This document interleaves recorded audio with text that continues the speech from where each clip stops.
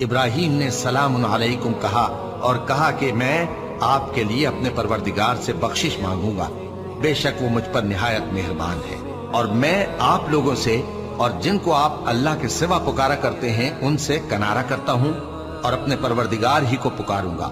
امید ہے کہ میں اپنے پروردگار کو پکار کر محروم نہیں رہوں گا۔ اور جب ابراہیم ان لوگوں سے اور جن کی وہ اللہ کے سوا پرستش کرتے تھے الگ ہو گئے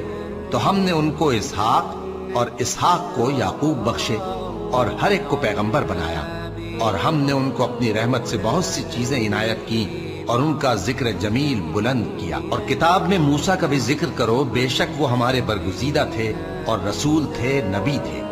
اور ہم نے ان کو طور کی داہنی طرف سے پکارا اور باتیں کرنے کے لیے نزدیک بلایا، اور اپنی مہربانی سے ان کو ان کا بھائی ہارون پیغمبر بنا کر عطا کیا۔ اور کتاب میں اسماعیل کا بھی ذکر کرو،